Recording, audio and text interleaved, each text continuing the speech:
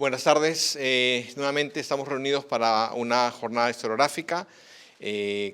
Como saben ustedes, siempre lo mencionamos, esto es una actividad de los estudiantes de la especialidad de Historia de la Facultad de Letras y Ciencias Humanas. Por iniciativa suya y por trabajo suyo, además, se encargan de todas las labores de coordinar y de poner todo para que funcione adecuadamente. Y en esta oportunidad tenemos el privilegio de contar con la presencia del doctor Francisco Andújar de la Universidad de Almería.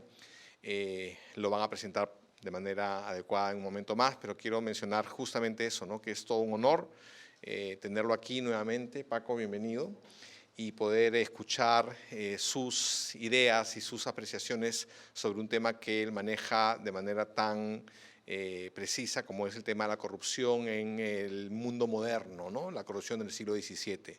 Entonces, sin más, básicamente quería agradecerle su presencia, que estén siempre atentos a nuestras actividades y les cedo la palabra a Vasco Chaparro, que es estudiante de especialidad de segundo año, quien va a hacer las presentaciones del caso.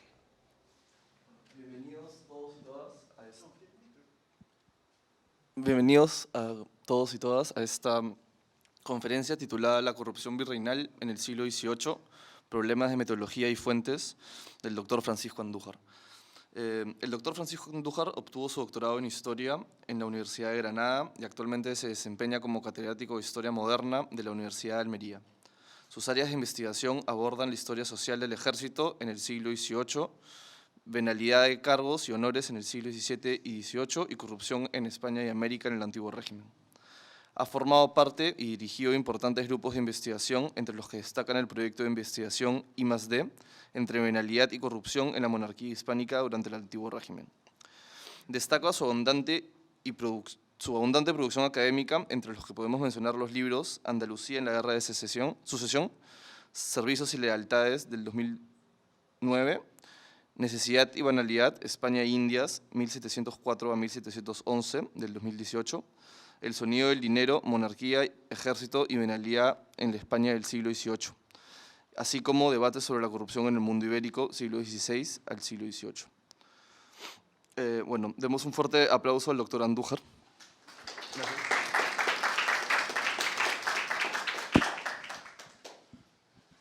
Bueno, ¿se oye? ¿Sí? Buenos días, para mí es un placer estar hoy aquí en la Pontificia Universidad Católica del Perú para compartir este rato con todos ustedes, y muchas gracias a los organizadores de este acto, al profesor de la Puente, al profesor Miguel Costa y al profesor Carlos Gálvez. Así que voy a tratar en el tiempo que me han dado de ser lo más sintético posible, y voy a hablar sobre corrupción virreinal en el siglo XVII.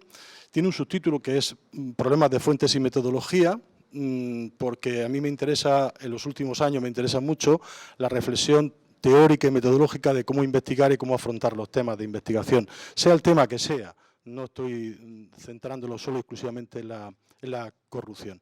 Así que voy a tratar de desarrollar la exposición, insisto. Yo la había preparado para mucho más tiempo, pero no le voy a cansar con tanto tiempo. Creo que es mejor que al final haya una serie de preguntas y lo podamos hacer de esa manera quizás más dinámico, ¿no? Bien, yo he preparado, a mí siempre que hago una conferencia, una charla, a mí me gusta exponer muy claramente de qué voy a hablar a los asistentes, y ahí tienen el índice de lo que voy a desarrollar. Primero, preguntarnos qué entendemos por corrupción. En segundo, hablaré del propio tema, que es la corrupción virreinal en el XVII, y luego los planteamientos que les decía al final de metodología, que son bastante complicados en los estudios, en general en historia, pero también de forma específica en historia de la corrupción. Ese es el menú del día, es decir, que eso es de lo que les voy a hablar. El concepto plantea muchísimos problemas. Hablar de corrupción es muy complicado. Hace unos pocos meses en España hubo una serie de debates parlamentarios y los propios diputados no se ponían de acuerdo en qué se entendía por corrupción. Y estamos hablando del siglo XXI. Imagínense, cuando hablamos del siglo XVII o del siglo XVIII, plantea un problema. Hay un intenso debate historiográfico importante que en los últimos años ha tenido un gran eco, un debate en el que hay dos tesis, fundamentalmente dos tesis principales, que son las llamadas tesis funcionalistas, en las que hablan de que, bueno, la corrupción era la grasa necesaria para que el sistema funcionara, si no, no funcionaba.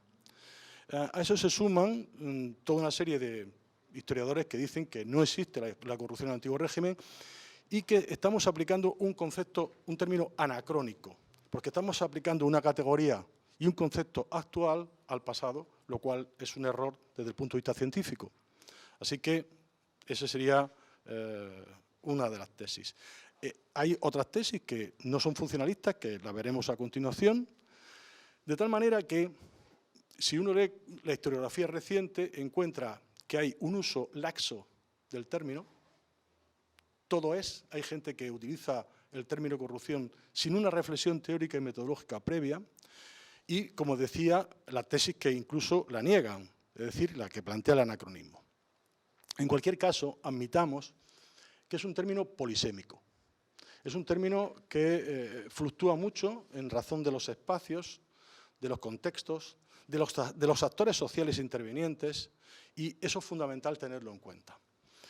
Porque hay que partir de un principio, que no es lo mismo lo que hoy sabemos, entendemos por corrupción, que lo que se entendía en el siglo XVI, en el XVII o en el XVIII. Y eso me parece fundamental tenerlo en cuenta. Hay que tener también en consideración lo siguiente, es decir, que el concepto es tan difuso, y les voy a poner luego un ejemplo concreto para no hablarles solo de teoría, que hay estudios políticos que lo identifican, pues, por ejemplo, con el nepotismo, con los excesos, con los sobornos, con el abuso de poder. Sin embargo, los colegas de Historia Económica vinculan la corrupción al fraude, al desfalco, es decir, a manejos en la hacienda, a la estafa. Los estudios jurídicos, pues a la prevaricación, al cohecho, a las baraterías, término que se utiliza mucho en el ámbito del derecho, e incluso hay una dimensión ética. Esa dimensión ética habla pues, del engaño, de la simulación, de la falta de honestidad, del mal gobierno sencillamente, identificado el mal gobierno con corrupción. Es decir, como pueden ver, el término es muy polisémico, tremendamente polisémico. Así que tenemos un problema de principio y es la falta en la comunidad científica de unidad en torno a qué entendemos por corrupción. Ahora bien, mi tesis, y creo que la he demostrado en estudios que he publicado en los últimos años y otros que van a salir en los próximos meses, antes de final de año saldrá dos trabajos nuevos, mi tesis es muy clara. Para el siglo XVII, por lo menos, y en la segunda mitad, lo he documentado ya en varias ocasiones, el término corrupción aparece tal cual lo entendemos hoy. Es decir, aparece con la misma significación. Hasta esa segunda mitad del XVII, el término se refiere siempre a la corrupción biológica. Es decir, a aquello que se descompone, al cuerpo que entra en putrefacción, al cuerpo que se corrompe. Sin embargo, a partir de la segunda mitad del XVII aparece de forma muy clara en muchos textos, no en uno solo. Ahora bien, más que corrupción aparece la palabra corruptela. Corruptela. Siempre la palabra corruptela identificada con actividades ilícitas que alguien comete. Y no aparece tanto el término corrupción, aparece la corruptela. Ahora bien, no solamente existía el término, sino que si nos fijamos, pues existe a nivel judicial la persecución de delitos como la concusión, el cohecho, la malversación, y eso judicialmente se perseguía en el antiguo régimen, tanto en España como en América. Ahora, creo que es importante tener en cuenta la diapositiva que les presento porque si no aparece el término corrupción, sí que aparecen todos esos conceptos, esos términos en la época. No se emplea la palabra que un gobernador, un corregidor de cualquier circunscripción de Arequipa, de Cuzco, del Cercado, de Lima, cometiera corrupción, pero sí siempre se habla de excesos. Otro término muy asimilado al de excesos es el de abusos. Se habla mucho de sobornos, de la malversación, escrito como tal, como lo ven en pantalla, y también como malversación. También se suele utilizar así. De las dádivas. Y otro término muy asimilado a dádivas, que son las dádivas quebrantampeñas. Ya lo veremos luego. Quebrantampeñas, es decir, rompen piedras. Y esas dádivas que rompen piedras no son dádivas simples regalos. Ya lo veremos más adelante. Tratos y negocios. Tratos y contratos. No está puesta en pantalla, pero es otra que también se asimila mucho a ese concepto. Los fraudes, los manejos, las conclusiones, incluso el término de mal gobierno. Es decir, yo les he puesto aquí unas cuantas nada más, pero podía dar entre 15 y 20 términos que aparecen en la época asimilados a lo que hoy entendemos por corrupción. Mi posición se sitúa en ese debate historiográfico en una tercera vía. Mi posición y la de un grupo importante de historiadores que trabaja conmigo y con colegas afines, que trabajamos en varios proyectos de investigación y tenemos claro, primero, lo he dicho antes, que el término se usaba. Segundo, que no se aceptaba en la época, ni moralmente, ni judicialmente, y entre otras cosas había toda una serie de normas que regulaban el mal gobierno. En concreto, había que ajustarse a las normas de buen gobierno y eso estaba regulado. Pero incluso existía la condena moral. Eso aparece en los sermones. Hay toda una investigación por hacer que es estudiar los sermones. En la justicia estaba prohibido, por supuesto, pero además la prueba más fehaciente de que existía es que había mecanismos de regulación y control de la corrupción. Concretamente, estaban los juicios de residencia, estaban las visitas, las pesquisas, los jueces de comisión, había múltiples mecanismos de control. Problema bien distinto es el problema de la eficacia. ¿Eran eficaces o no? Me llevaría a hablar sobre eso otra hora más, sobre el problema de la eficacia o no de esos juicios de residencia y demás, y no lo voy a cansar con tanto. En mi opinión, el término corrupción, utilizado en la actualidad para análisis históricos, es un término que nos resulta útil a los historiadores.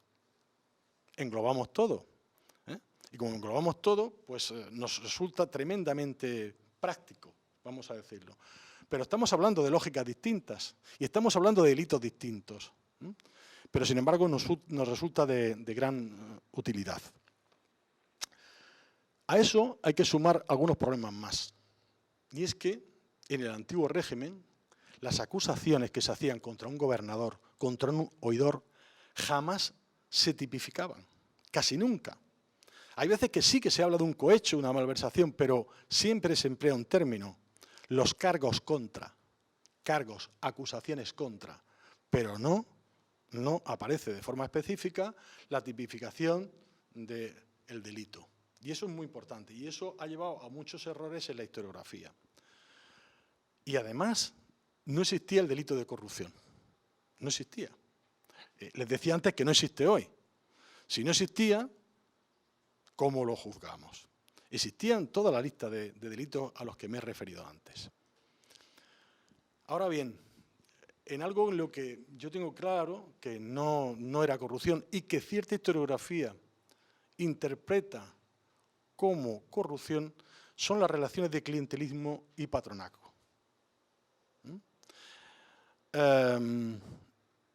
Incluso hay una crítica a esta posición, y es que se dice que en la época, en el siglo XVI, XVII, XVIII, XIX, era objeto de crítica el clientelismo y el patronazgo.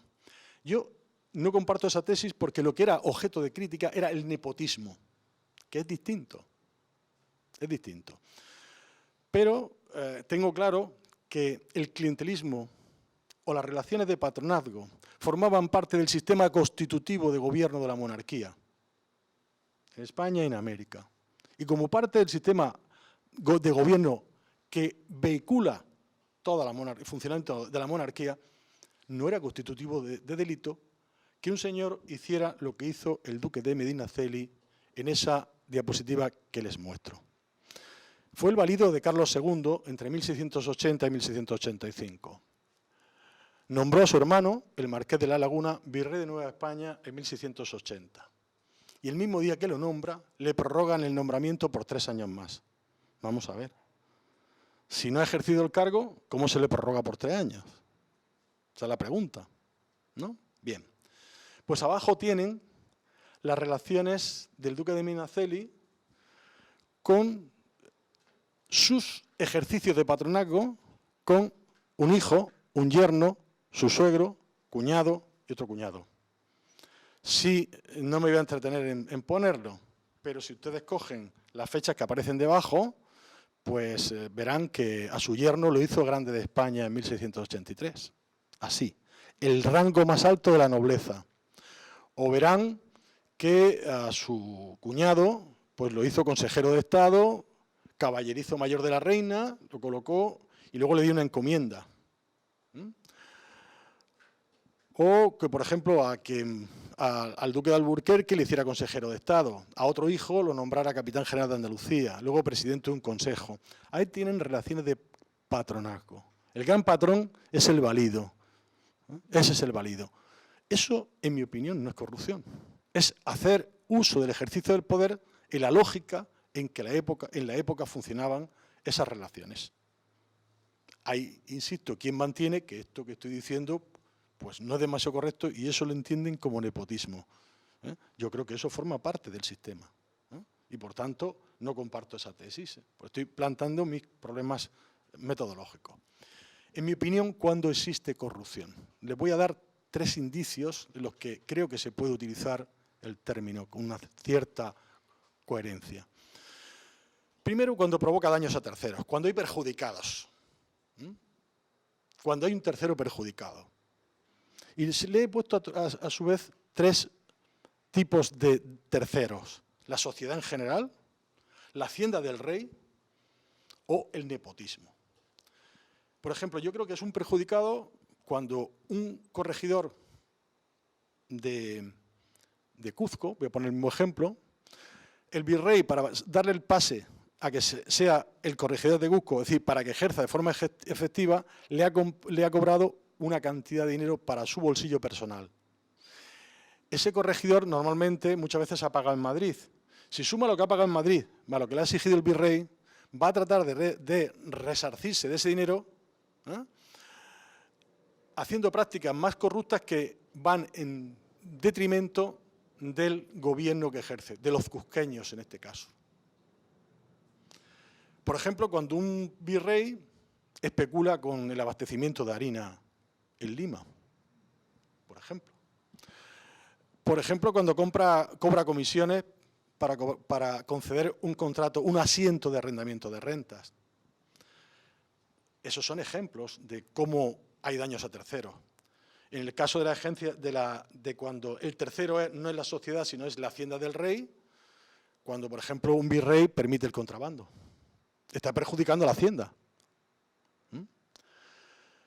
El caso del nepotismo lo acabo de explicar. Entonces, en esos 3 casos estaríamos hablando de terceros. El nepotismo es cuando un señor tiene méritos y no es nombrado el que tiene méritos, sino el que el virrey ha cobrado una cierta cantidad de dinero.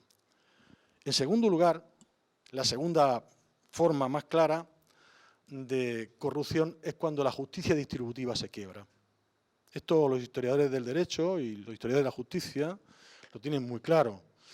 Cuando, por ejemplo, solamente los virreyes nombran por mérito nada más que a criados, familiares y deudos y a quienes pagan por ser nombrados. Ahí hay una quiebra de la justicia distributiva. Si un señor tiene méritos y no han sido tenidos en cuenta, ahí se está quebrando. Y luego, en tercer lugar, cuando los excesos alcanzan límites intolerables por la sociedad, cuando se producen tumultos, motines, ahí tendrían una tercera vía. Pero la pregunta es ¿por qué emerge la corrupción? ¿Por qué sale a la luz? ¿Cuándo sale a la luz? Yo creo que hay 3 momentos decisivos. La corrupción nace, y esto es un poco se puede aplicar al siglo XXI, cuando hay luchas entre facciones, las luchas por obtener mayor riqueza. Y una de las facciones denuncia. Surge también cuando un elemento de la red de corrupción, suelen funcionar en red, se sale del sistema, se sale fuera del sistema, otra forma. Y también, como decía antes, cuando los excesos alcanzan límites intolerables. Esas son las 3 vías, en mi opinión, en los que emerge esa corrupción. Pero verán, les voy a poner ejemplos concretos para no aburrirles más. Les voy a poner un ejemplo muy sutil. ¿Qué diferencia hay entre cuando alguien regala y soborna? ¿Qué diferencia hay entre regalar y sobornar? Verán. Ahí tienen una columna, cómo funciona el regalo, otra columna, cómo funciona el soborno. El regalo se hace por amistad, se hace por reciprocidad, por agradecer a alguien. El regalo se suele hacer en el antiguo régimen con motivo del santo del virrey o de la virreina, del santo del capitán general. Por Navidad podemos regalar, todos regalamos por Navidad. Y el regalo funciona en el antiguo régimen para engrasar la maquinaria del favor, para tenerla bien engrasada. El soborno, veamos que es distinto. Si alguien da algo para sobornar, es para recibir a cambio de lo que ha dado. Do ut des. Así funciona. Por ejemplo, para obtener cargos y honores, para que en un juicio tener una sentencia favorable, para conseguir un contrato. Y entonces la finalidad, ¿cuál es? Corromper. ¿Ven la diferencia entre uno y otro? Son radicalmente distintos, pero es muy sutil la diferencia. En principio parece que no es tanto, pero miren que hay una diferencia abismal, la tienen en esta diapositiva. La diferencia abismal está ahí. El regalo normalmente es público y generalmente se da en especie. Para agilizar los trámites, alentar el favor, pero el soborno funciona en la lógica de lo secreto. Se paga en dinero, normalmente, y la finalidad es corromper. ¿Ven la diferencia? Totalmente distinta una opción y otra. Eso está muy claro en la documentación. Cuando uno analiza la documentación de la época, ve perfectamente que el regalo, y hay quien interpreta el regalo como soborno, y es un error, porque es que no tiene nada que ver, como acabo de mostrar, una lógica con otra. Esos son los fundamentos conceptuales, y le he puesto el ejemplo concreto, y paso a la segunda parte de la exposición, para ver cómo ahora eso funcionaba en los 2 virreinatos, el de Nueva España y en el de Perú, en el siglo XVII. Es interesante ver cómo a los virreyes se le acusaba, no de ninguno de los términos que le he puesto antes, sino, mire que esos son todos nuevos. Cargos, negociaciones, procedimientos, provechos, conveniencias. Les decía 15 términos, probablemente sean 20. 20 términos probablemente, aquí tienen 5 más. ¿Cuál es el problema que hay en los estudios sobre corrupción virreinal en el siglo XVII y buena parte del XVIII y en el XVI? Pues que, por lo menos hasta hace unos años, los estudios tenían como única fuente de documentación los juicios de residencia. Y entonces un historiador decía, un señor tiene un juicio de residencia positivo y ha sido muy honesto y muy limpio. Error tremendo. Porque el problema está en saber cómo se ha hecho el juicio de residencia. Ahí está la clave.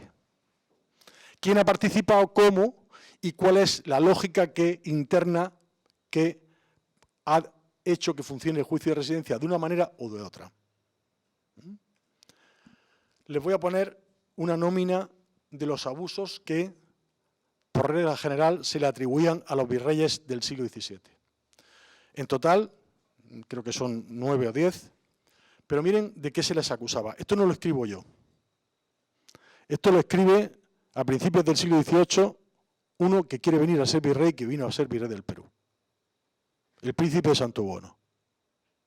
Y da la lista. Y dice, mire usted, mire majestad, mis predecesores durante el siglo XVII han permitido a extranjeros el contrabando a cambio de provechos. A cambio de los que funcionan el contrabando le den una parte. Mire majestad, mis predecesores resulta que retenían los pagos pues a los militares del Callao y luego les pagaban, pero quedándose con un 30 o 50% del importe de lo que tenían que pagarle, retrasándose el pago. Mis predecesores vendían corregimientos. O cuando los proveen de forma interina, son todos previo pago un importe. Y además mis predecesores cobran por dar el pase, por ir a ser corregidor de Calcailares, cobran tanto. Mis predecesores comercian a través de testaferros. ¿Cómo pueden buscar la documentación si el virrey tal, Monclova, Palata, voy a dar una lista de virreyes, cómo van a encontrar documentación si han comerciado o no, si se mueven a través de testaferros? ¿Me lo quieren explicar? Mis predecesores también han ocultado cuentas a la Real Hacienda. Se inventan gastos. Se meten hasta en asuntos eclesiásticos, delitos de simonía. Y además tienen negocios privados. Esto que hace Santo Bono, lo hace esta lista, por una sencilla razón. Porque él, antes de venir a ser virrey del Perú, que lo sería, negoció con el rey que a cambio de no robar nada, otra cosa es ver si robó o no robó, le dieran 600.000 pesos en los 3 años que iba a estar de virrey, 200.000 anuales. Entonces negoció, mire usted, vamos a lo que yo llamo un pacto de no corrupción, vamos a pactar que no robo mucho, me da usted 200.000 pesos anuales y yo a cambio yo no cometo ninguno de estos delitos, ¿vale? Una negociación muy interesante, esto lo negoció Santo Bono, sobre el cual, por cierto, va a salir un interesantísimo libro en los próximos meses, en Italia, va a salir inminente. Bueno, entonces la pregunta que yo me hago y que voy a tratar de responder es ¿por qué la corrupción en el 17 fue tan extensa por parte de los virreyes y por qué se mantuvo en el 18? Lo demostró el estudio de Moreno Cebrián y de la profesora Nuria Sala. Pues por varias razones. Pero ahí tienen las dos fundamentales. Porque no tuvo ningún coste político para los inculpados. Cuando a un virrey, como sucede con el príncipe de Esquilache, se le observa que ha desarrollado 30 prácticas corruptas, se le promociona después, se le asciende. No hay coste político. Porque esos juicios de residencia que se hacen no condicionan la carrera futura. Pero es que además, y esto es la clave, no tuvieron ningún coste económico, o muy bajo coste económico. Porque luego, en el Consejo de Indias, las sanciones se les reducían. Si no en sentencia de vista, en sentencia de revista. Es decir, que uno podía cometer un delito de haber robado, cálculo estimativo, 2 millones de pesos, y eso quedaba luego en una sanción de 20.000 pesos. Por tanto, era rentable. Y además existe una fórmula jurídica que es la de la composición a dinero. Vamos a componer a dinero una sanción. Majestad, me acaban de condenar a un pago de 300.000 pesos, pero yo, como a usted hace falta dinero para la guerra, negociamos que le pago 100.000 y hemos resuelto todo. Y eso se pactaba. Por tanto, si leemos todo al revés, hay un tema que es fundamental, y es que la corrupción era rentable a nivel político y a nivel económico. No pasaba nada, tenía rentabilidad en los dos ámbitos. Miren lo que escribe, ya no les hablo yo, ni les he seleccionado 3 textos, de 3 extranjeros. Un embajador veneciano, Sebastiano Foscarini, sobre la residencia de los virreyes. Esto no lo digo yo, lo dice el embajador de Venecia en Madrid. Loable diligencia, pero quebrada por la malicia, pues muchos, de los cuales se cuentan las extorsiones, o vuelven cargados de tesoros, nunca se les ven condenados, aprovechándose a medida de su poder para comprar los testimonios, comprar los jueces y la connivencia misma del rey, el cual ordena que se repongan sin abrir los juicios, quedando riquísimos después. No pasa nada. No pasa nada, como ven. Se lo dice el embajador veneciano. Cojamos otro.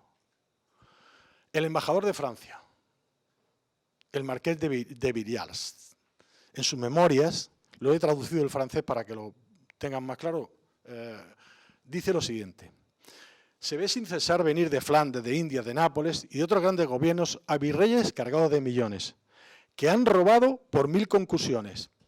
A su vuelta se les investiga en justicia, es decir, se le hace el juicio de residencia. Todos salen justificados y a menudo recompensados. Esto lo dice el embajador, no lo digo yo. Todos los cargos de gobierno de América son muy lucrativos. Hay gobiernos que al cabo de 5 años producen desde 100.000 escudos hasta 300.000. Y los virreyes desde 1 millón de escudos hasta 2 millones. Eso lo dice el embajador de Francia. Podía ponerle más textos del embajador de Francia, pero no se lo voy a leer. Voy a poner a hablar al rey de Francia en 1701. Esto lo dice el rey de Francia, Luis XIV, el más poderoso de su época, el monarca más poderoso de la Europa del siglo XVIII, de finales del XVII y principios del XVIII. Y aquí habla del Consejo de Indias, que es el que gobierna América. El más grande abuso del Consejo de Indias es que, habiendo sido establecido para examinar la conducta de los oficiales del rey de España en las Indias, lejos de castigar las malversaciones, los que componen este consejo se pronuncian en su favor y los mantienen a proporción de los presentes que reciben. Es decir, que si tú sobornas a los consejeros de Indias, vas a tener una sentencia muy favorable. Maravilloso, no me dirán que no es maravilloso la respuesta a la carta de Luis XIV.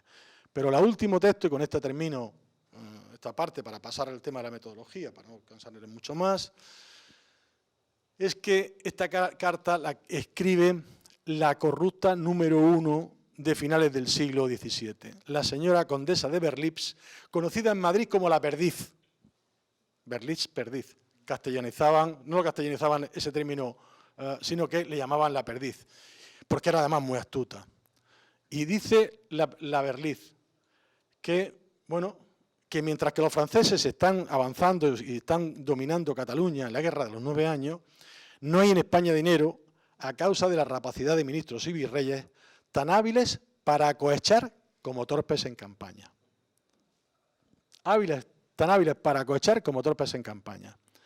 A la Perdiz o Berlitz se le acusa de haber vendido los virreinatos de América de los 15 últimos años del siglo XVII. Ella, a la que muchos historiadores, y hay textos de la época, la acusaban, acusa a su vez, es la historia recíproca, a los ministros y virreyes de los cohechos. Me parece el texto maravilloso, esa carta de la acusadora acusando, ¿no? Me parece fantástico. Bueno, voy a ir terminando porque a finales del siglo XVII, en las 2 últimas décadas, el sistema de nombramiento virreinal se descompone por completo. Y es muy interesante porque se empiezan a nombrar virreyes por un mecanismo que está sin estudiar, que si tengo tiempo el año que viene lo escribiré, y es sobre el sistema de cédulas secretas. El rey nombra en secreto,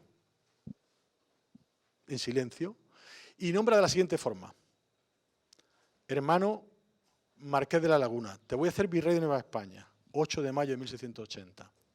Pero te voy a dar una prórroga por 3 años más. Te vas a México, ejerces de virrey, y cuando acaba el virreinato, te vas a la audiencia y entregas en la audiencia a los oidores y al presidente de la audiencia, no el presidente de la audiencia porque es el virrey, le entregas a los oidores una carta en la que te estoy prorrogando por 3 años más. Pero eso lo guardas en secreto hasta que yo te diga. Nombramiento mediante células secretas. Así se nombra en secreto al virrey, al conde de la Moncloa, virrey del Perú, el 3 de mayo de 1688. Y el mismo día se le da un nombramiento secreto y se le dice que lo guarde y no lo exhiba hasta el día que acaben los 3 años de mandato. Ese nombramiento por cédulas secretas empieza a deteriorar todo el sistema, porque ¿a qué responden estas cédulas secretas? Es la pregunta. ¿A qué responden? Bueno, parece ser, y hasta aquí nos movemos en un terreno nebuloso, pero verán que hay mecanismos para saberlo. Hasta ahora hay un magnífico trabajo publicado por el gran historiador del siglo XX en España, don Antonio Domínguez Ortiz, publicado en Mercurio Peruano, precisamente, en la revista Mercurio Peruano, que hablaba de la venta del virreinato del Perú por el conde de Cañete, en 1696. El conde de Cañete compra el virreinato, pero muere en el camino, muere en el trayecto. Bueno, yo me pregunté si fue el único virreinato que se vendió. Pues bueno, vamos a verlo. Aquí tienen los nombramientos de 1672 a 1686. Y observen en la columna que habla de servicios previos. Vean que son consejeros de Indias, de Estado, capitanes generales de galeras, del mar Océano. ¿Ven? Tienen todos servicios previos. Pero miren la última columna donde dice observaciones, que sin embargo el duque de Veragua, hay determinadas fuentes que dicen que por Nueva España pagó 50.000 pesos. Ahí tenemos el Marqués de la Laguna, que ya sabemos a qué responde, a que su hermanito le hace virrey de Nueva España. Pero les llamo la atención sobre la columna de servicios previos. Todos tienen servicios antes a la monarquía, ¿la ven? ¿Está claro? Porque la voy a cambiar. La voy a cambiar ahora mismo. Voy a pasar de cronología. De 1686 voy a cambiar de cronología. Me voy a la siguiente. Miren lo que pasa a partir de 1688 con todos los nombramientos. ¿Ven la columna? ¿Ven la columna? Hay un problema, y es que están todos sin servicio. ¿Qué ha pasado? Todos. ¿Ven todos sin servicio ninguno? ¿Qué ha pasado? Pues miren la columna última, observaciones. El conde de Cañete, 200.000 pesos. El conde de Eril, 25.000 doblones, que luego no llegó a ejercer. 25.000 doblones que si lo multiplicamos por 60 nos sale en reales. Podemos transformarlos las dos, los 200.000 pesos, podemos transformarlos en reales. Pero encima además encontramos las prórrogas estas, las prórrogas por 3 años. ¿Qué está pasando? Tiene la explicación a la pregunta que nos hacíamos antes. Según don Antonio Domínguez Ortiz y según la mayor parte de historiografía se vendió un solo virreinato. Mi tesis es que la nómina bastante más larga. Esto, si no pasa nada, espero que pronto sea publicado lo que estoy presentando hoy por vez primera aquí. Así que me parece que fueron muchos más. Y ahí, ¿a qué hemos recurrido ahí? ¿Ven la columna de servicios previos sin servicios? Pues hemos recurrido a un mecanismo indirecto de análisis. ¿Por qué? Si hasta 1686 son gente con muchos servicios, ¿qué ha pasado para que eso cambie a continuación? Algo raro ha pasado, ¿verdad? Algo extraño ha sucedido ahí. Por tanto, tenemos ahí un cambio radical. Bueno, ¿y quién ha decidido este cambio? Pues miren lo que tienen en pantalla.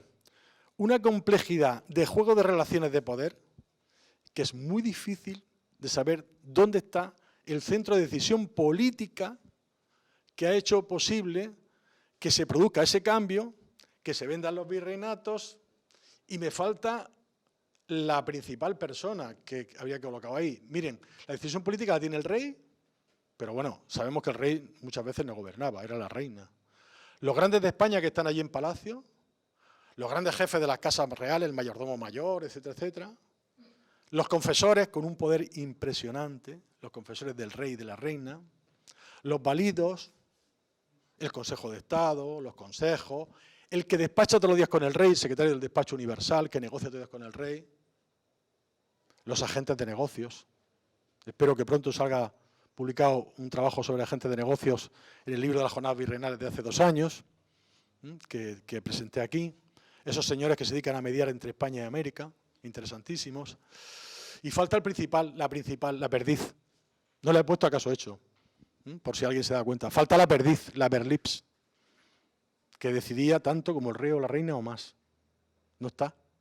Pero lo hemos puesto deliberadamente, para que vean que el centro de decisión política es muy complicado. Bueno, llegamos al final. Creo que en el tiempo voy a ir ajustándome a 35, 40 minutos, 45, voy al final. Antes que me saquen tarjeta amarilla o roja y me expulsen de esta sala. ¿Cómo estudiamos la corrupción? Bueno, pues yo le voy a explicar el método. ¿Cómo investigo esto? ¿Cómo investigamos dentro de un grupo de investigación que dirijo? Y cómo lo estudiamos. Vamos a ver el método.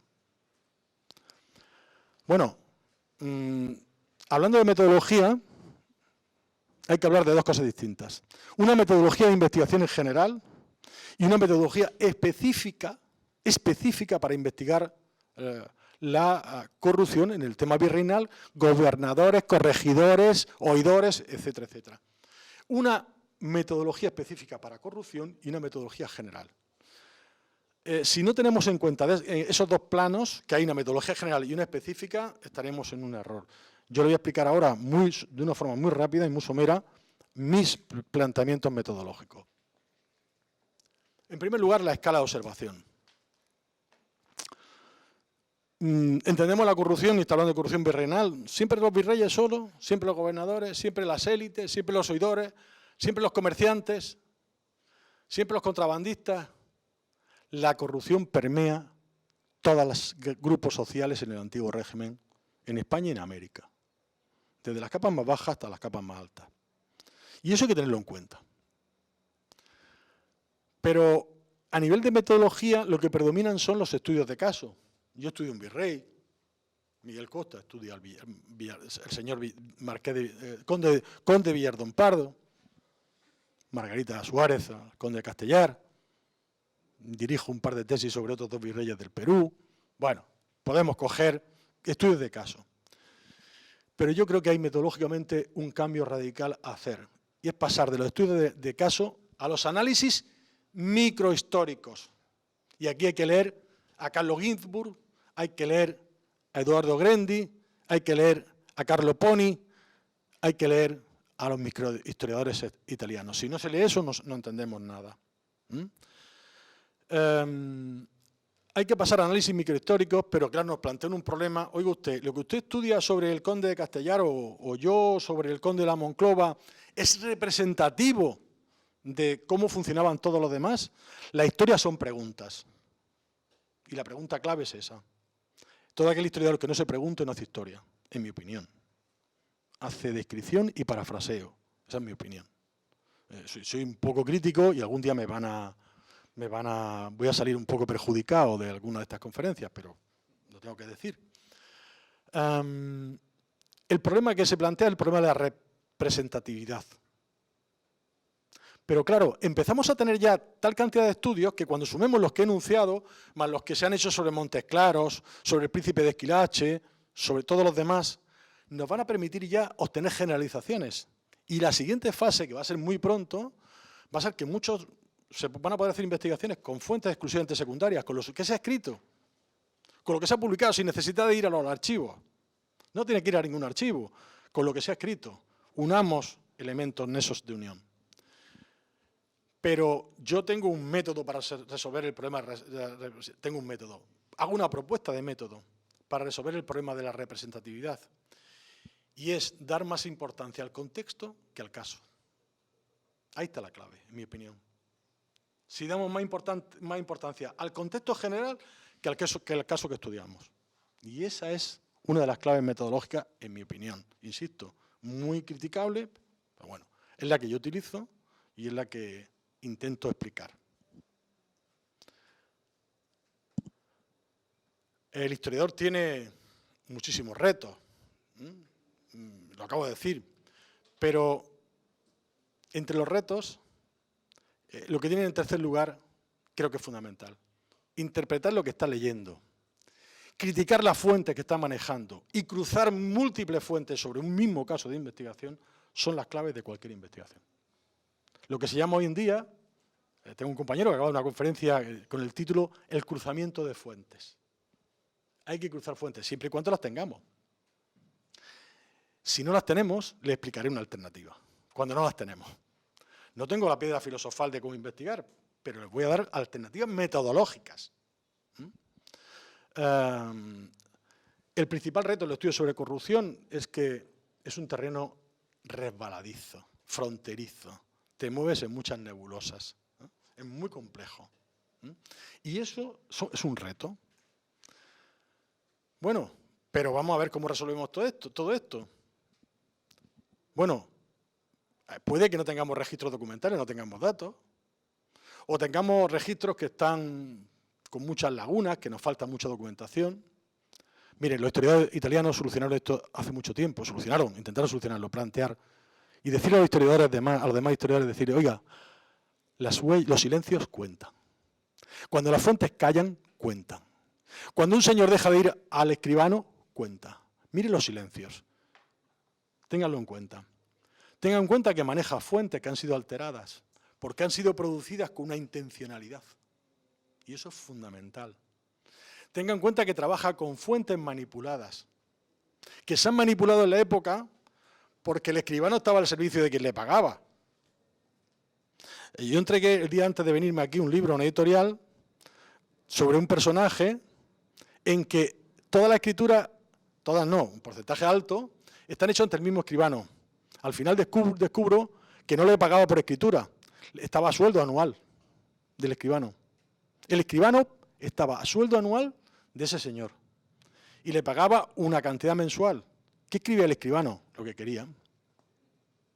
Así le permitía hacer miles de negocios a través de testaferros, de hombres de paja, de gente inventada. Entonces, hay que tener en cuenta que en estudios sobre corrupción se opera con este tipo de fuentes. Y además, con una característica fundamental, trabajamos más con fuentes públicas que privadas. El problema es que fuentes privadas apenas se han conservado. Tenemos ese problema. Si yo voy a buscar hoy en día el archivo privado del conde Villalón Pardo, no lo encuentro. No existe. Entonces, ese es otro problema.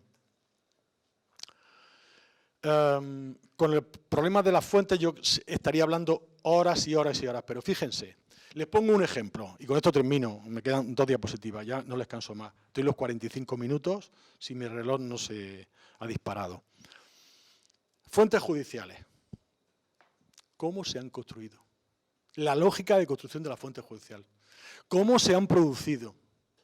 ¿Qué actores sociales han intervenido ahí? ¿Quién ha participado en la redacción de esas fuentes? ¿Qué intereses hay de las partes? Hay 2 partes en un proceso judicial. ¿Qué papel juegan los magistrados cuando van a emitir un juicio? Lo que yo tengo muy claro es que ni un condenado, ni hay puesto acusación 2 veces, ni un honesto en un juicio de residencia significan que sea corrupto o no corrupto. Eso hay que tenerlo muy claro. Es decir, lo que pasa es que llega el historiador que se cree las fuentes y dice, como ha sido condenado, pues era un corrupto.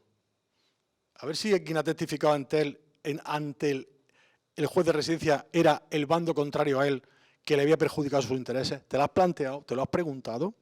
¿Ven el problema? Por tanto, estamos hablando de que las fuentes, por ejemplo, judiciales, la credibilidad es muy compleja. Última diapositiva, y con esto ya les aseguro que termino y dejo la palabra a las preguntas si las hubiere. Mi metodología que propongo, una metodología que es la que yo practico, o trato de practicar, y no solamente en estos estudios, sino en otros, tiene 5 pilares. 5 pilares. Primero, identificar a todos los actores sociales que intervienen en un proceso. En un caso, en un estudio de un virrey, es decir, un marco relacional amplio, no limitado exclusivamente al caso que estudio. En segundo lugar, en el antiguo régimen la gente se movía en red, y sobre todo los poderosos. Aplicar la metodología del análisis de redes. Fundamental. Ver cuáles son los vínculos interpersonales. ¿Cuáles son los lazos que hay entre las personas? Lazos fuertes, lazos débiles. Ya saben que hay toda una teoría sociológica sobre los lazos. Hacer el análisis en sentido amplio. No solamente de los dos que entran en un pleito, por ejemplo, en las fuentes judiciales, sino también de los jueces. La familia de los jueces. Mañana mostraré algunas cosas en el taller que hay mañana por la mañana. Tercer pilar, el cruce sistemático de fuentes documentales. en los casos de metodología sobre temas de corrupción, y especialmente no fuentes judiciales. Cuarto, el análisis crítico de las fuentes documentales. Es una obviedad, pero hay que hacerlo. Y quinto y principal, recurrir a lo que yo llamo mecanismos de análisis indirecto. No lo tengo en las fuentes, pero voy a buscarlo de forma indirecta. No lo puedo observar, pero voy a intentar observarlo por otras vías. Y es recurrir al entorno social, familiar, profesional, es decir, reconstruir mediante mecanismos alternativos. Lo he mostrado antes con el tema de los virreyes. Todos tienen servicio en un momento y en otro momento desaparecen los servicios. ¿Qué ha pasado? Ahí tiene un mecanismo indirecto. Otro mecanismo indirecto es que a un señor, normalmente para nombrarlo corregidor de Arequipa, lo tenía que proponer el Consejo de India y de pronto encuentras que no lo nombran Consejo de India, sino que dicen que fulanito de tal mañana sea corregidor de Arequipa. ¿Por qué ha cambiado el proceso de nombramiento? Ahí tiene un mecanismo de análisis indirecto. Pero en definitiva, y voy a citar de grosso modo a Mark Bloch, esto ya lo decía Mark Bloch en los años 30, del siglo pasado, quien no se pregunta en historia no hace historia. Y quien no se plantea problemas y no se plantea hipótesis no hace historia. Eso es lo que les quería contar y nada más. Muchas gracias por su atención.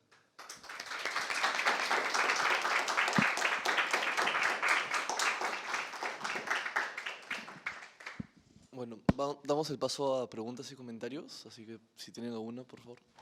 Profesor, buenas tardes. Gracias por la exposición, bastante interesante y bastante ilustrativa. Yo me preguntaba a lo largo de su análisis, usted menciona de que hay problemas a veces con las condenas que no siempre se dan, ¿no es cierto? Dentro de la investigación que usted hizo, ¿cómo encontró el caso de las pruebas? O sea, en los juicios que ha llegado a estudiar, ¿cómo se presentan estas pruebas, ¿no? O las pruebas dadas en los determinados juicios, ¿no? Sin caer en anacronismos, ¿cuál es la carga que le dan a la prueba? ¿Cuál es la teoría de prueba que analizan? ¿O cómo es que se enfrentan a esto, ¿no? Y cómo es que ello repercute con las sentencias que se dan, si es que hay sentencias, o si es que hay condenas o no, ¿no? Y ello cómo influye, ¿no? con esta conclusión que usted está mencionando, de que a veces el hecho de que sea condenado no necesariamente significa que haya sido culpable, ¿no? Entonces, ¿cómo es que se da esa valoración? ¿Cómo es que se está dando en este caso los testimonios? ¿Qué sé yo, si se presentan cuentas? Y de ahí que también me parte la pregunta de que si es que hay algún interés por parte del Estado monárquico español por controlar en este caso, o sea, por hacer una especie de fiscalización de estas situaciones, y si no hay ese interés, entonces, ¿cómo es que se están, o sea, cuál es la teoría de fiscalización, ¿no? En sí, o cuál es la posición de la corona frente al malgasto, frente a esos problemas, ¿no? Gracias.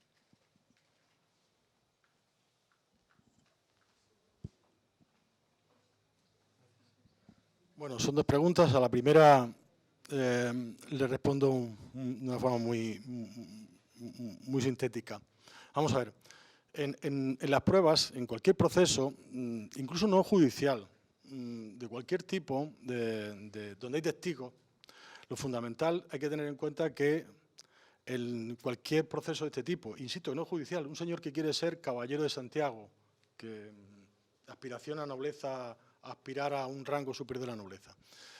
La presentación de testigos es una presentación de testigos que generalmente son de parte, de una de las partes. Entonces, si no tienes en cuenta que lo que te está testificando uno es de una de las partes, tienes un problema de investigación. Yo escribí un trabajo que precisamente sobre oidores de Lima a finales del siglo XVII, que está publicado en la revista de Indias, en el que explicaba muy claramente que, por ejemplo, todos los que querían ser oidores en Lima, durante unos años, la inmensa mayoría, cogí 14 casos nada más, y no recuerdo mal, eran 12 o 14, todos estaban interrelacionados con ellos para aparecer en las pruebas diciendo que todos venían de familias muy ilustres, de vieja hidalguía, de nada de mezcla de mancha musulmana ni mucho menos, y de nada de tener oficios viles ni mecánicos. Y eran todos los mismos en una red dirigida por un señor que estaba a las proximidades del rey y era el que dirigía todo. Con lo cual, todas las testificaciones estaban organizadas y pactadas. Entonces, en los procesos judiciales hay que tener en cuenta que los testigos normalmente suelen ser testigos de parte. Yo preparando esta charla, revisaba un poco lo que sucedía con el conde de la Monclova, que fue virrey del Perú, fue virrey aquí, y muy interesante porque en el juicio de residencia todos declaran que es maravilloso, que ha sido todo, ha sido un gobierno impoluto, perfecto, nada de corrupción y demás, a pesar de que se les preguntaba por toda una serie de prácticas que había hecho bastante negativas o bastante ilícitas. Bueno, la pregunta, todos contestan que es todo perfecto, que no ha hecho nada, que es el mejor gobernante que ha habido en el Perú, pero la pregunta es, ¿cuántos de esos lo había nombrado el propio virrey? Si no te lo preguntas, ¿cuántos de esos habían negociado cuando le dio el pase para ser corregidores? Si no te lo preguntas, es decir, que estamos hablando de que hay que tener en cuenta fundamentalmente una idea, y es cómo la lógica de construcción de la documentación. Cómo la documentación se ha construido, con qué finalidad, por quiénes, por qué. Y eso, si no lo tiene en cuenta, no te hablo solamente de procesos judiciales, en general, pues te das cuenta que pues es un problema muy, si no te haces esas preguntas, estás haciendo una historia que eso no es una historia rigurosa ni científica. Respecto a la segunda pregunta, has planteado unos problemas clave. Todos los gobernantes de América, cuidado que esto es interesante resaltarlo, un virrey de América, de Nueva España o de Perú, estaba sometido a juicio de residencia, pero el virrey de Sicilia, Nápoles, Sicilia, no estaba sometido, ni el gobernador de Flandes estaba sometido. De tal manera que tenemos una teoría que estos de aquí eran muy corruptos y los de allí eran todos santos varones. Y es que sobre los otros no había mecanismos de control. ¿Te das cuenta? O sea, que estamos escribiendo la historia sin darnos cuenta de cómo ha funcionado la lógica de control. Entonces, ¿por qué se les controlaba? Pues yo creo que fundamentalmente por una idea, para minimizar, por dos razones. Para que tuvieran encima una espada de Damocles que le podía caer encima en un momento dado y intentar amortiguar un poco esas prácticas corruptas que podían desarrollar, intentar minimizarlas. Y segunda cuestión, para obtener una parte de las ganancias cuando se les condenaba, se les cogía en el juicio de residencia. Es decir, para tratar de obtener una mordida, digamos, en términos claros, de la condena. Es decir, que esa es la explicación, en mi opinión, de por qué existían. Ahora bien, insisto, es interesantísimo recurrir, como he explicado antes, en una investigación rigurosa, para hacerla rigurosa, habría que intentar recurrir a lo que yo decía al final. Si todo esto sabes que funciona así, recurre a otros mecanismos de análisis. Por ejemplo, nosotros estamos empezando en el grupo de investigación a desarrollar una base de datos, mañana les explicaré, sobre las inversiones que hay de gente que ha estado en América en el siglo XVII y XVIII, en cargos de gobierno, y que han invertido luego allí una parte de lo que aquí hemos tenido en obras artísticas, en mecenazgo artístico, en construcción de palacios, en construcción en financiar conventos. ¿A qué estoy aludiendo? Porque creo que uno de los mecanismos que podríamos acudir, siempre y cuando tengamos fuentes, es decir, vamos a ver, si usted como virrey del Perú cobraba 30.000 pesos y hasta 3 años, son 90.000 pesos, ¿cómo regresa con 2 millones? ¿Ven la pregunta? Si usted vuelve a España, lo están diciendo los embajadores, con X millones y usted ha cobrado 90.000 pesos, ¿qué ha pasado? No nos salen las cuentas, ¿verdad? ¿Verdad que no? Pues ahí tenemos un problema. Ahí tenemos un mecanismo de análisis indirecto. Entonces yo insisto, es que lo que creo es que esto es más complejo. O sea, hacerlo así es mucho más complejo que coger un juicio de residencia y empezar a comentarlo, y luego declaró fulano y tal, y luego presentaron las cuentas de la Caja Real de Piura, del oficial de la Caja Real de Piura, y las cuentas estaban clarísimas y estaban muy bien hechas.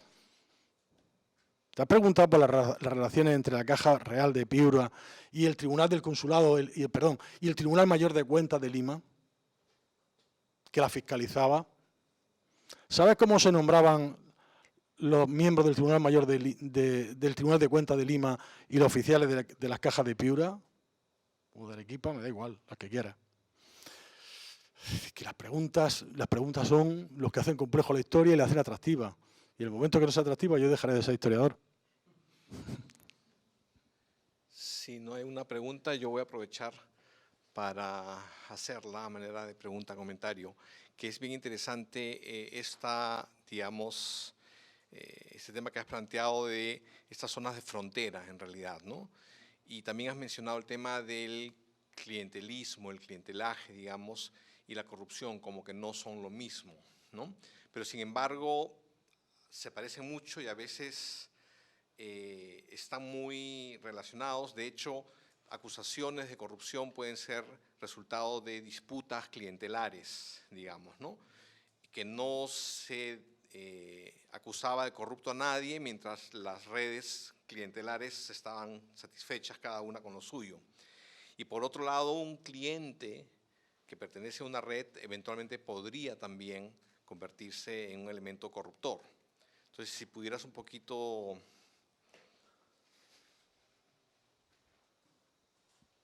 Sí, bueno, vamos a ver.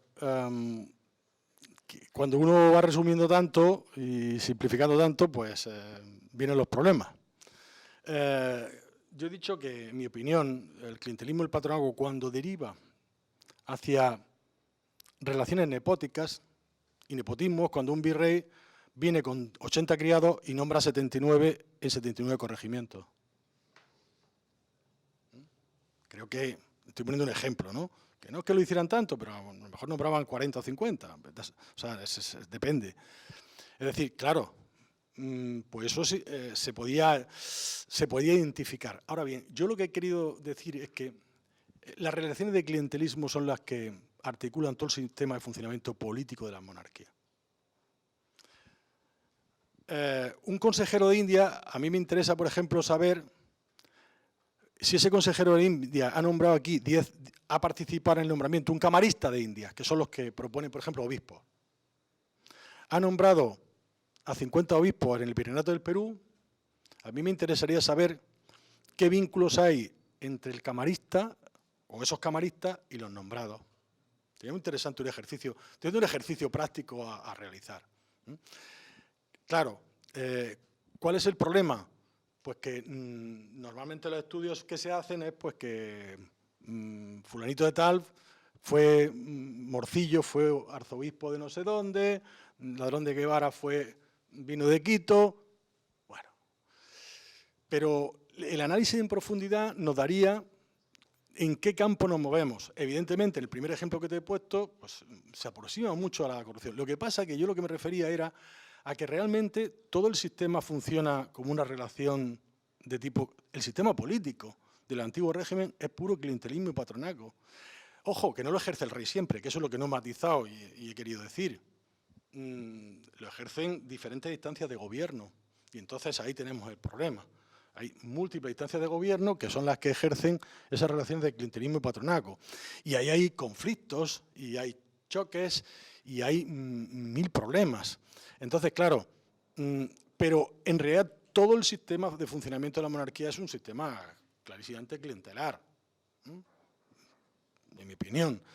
Que eso se puede interpretar como corrupción. Hay muchos historiadores que lo interpretan y no hay nada, yo no discrepo en absoluto. Lo que pasa es que, bueno, pienso que es algo más en la lógica. Claro, si analizamos la corrupción en América, diríamos también, como todos los virreyes van en la misma dinámica, estaríamos en lo mismo, ¿no?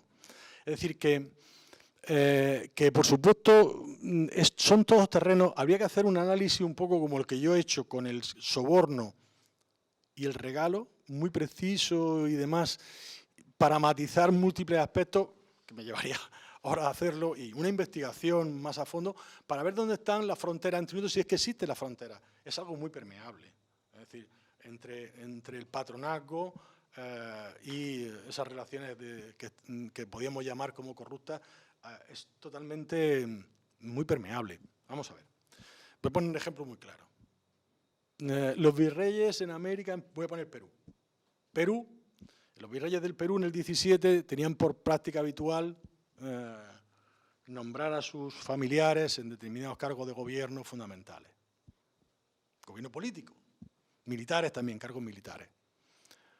Entre 1705 y 1707 no hay virrey. Gobierna la audiencia de Lima, el virreinato. ¿Vale? Aparentemente, ese gobierno de la audiencia, pues son múltiples oidores y tal y demás.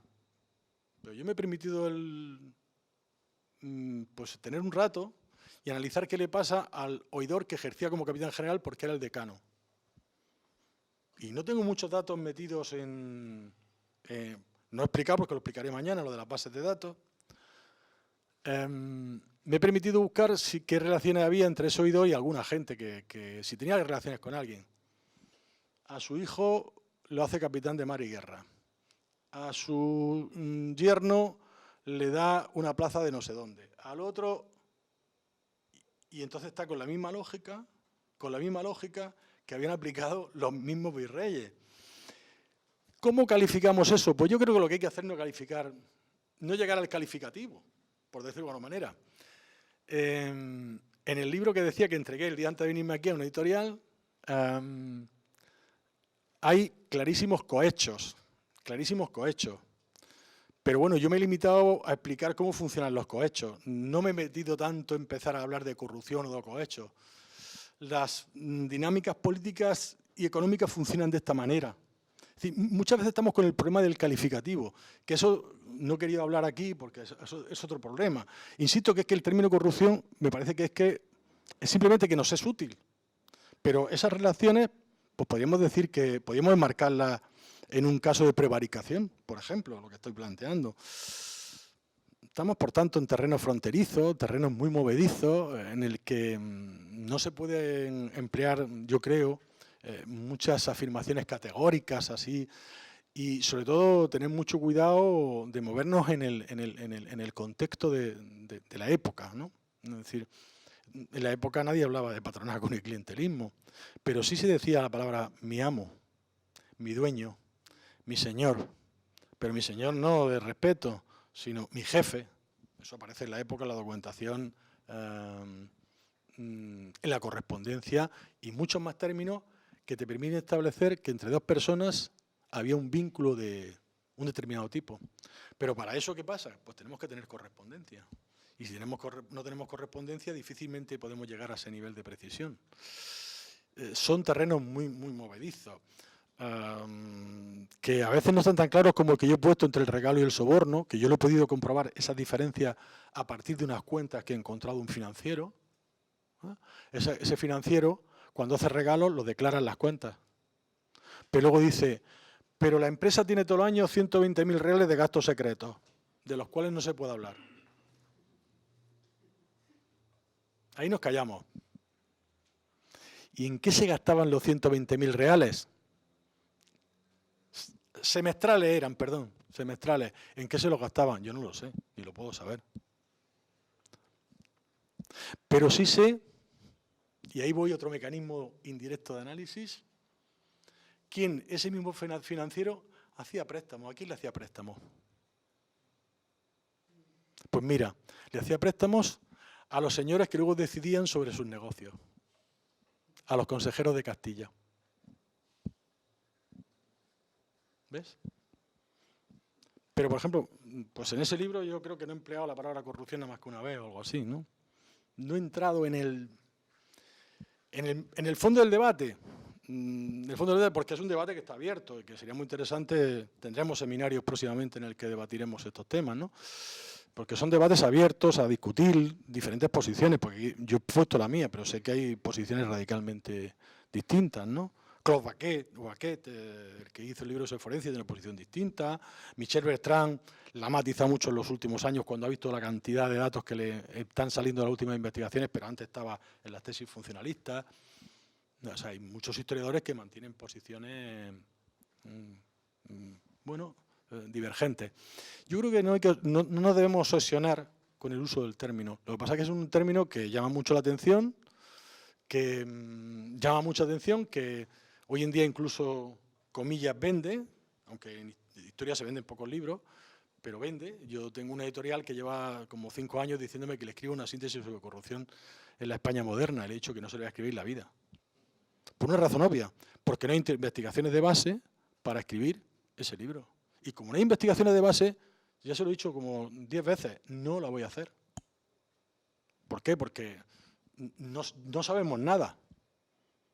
Porque si yo hago ahora mismo y presento aquí en la pantalla la lista de virreyes del Perú, del siglo XVII, por ejemplo, del siglo XVIII, pues podríamos hacer un análisis. ¿Cuántos fueron condenados por el Consejo de Indias, condenas pecuniarias de pagar dinero por haber ejercido mal su gobierno y cuántos no? Entonces, todos los que salen que no, decimos que son todos perfectos. Yo creo que no. Es decir, como tú decías muy bien, el terreno no es fronterizo, resbaladizo y de patinaje artístico. O sea que...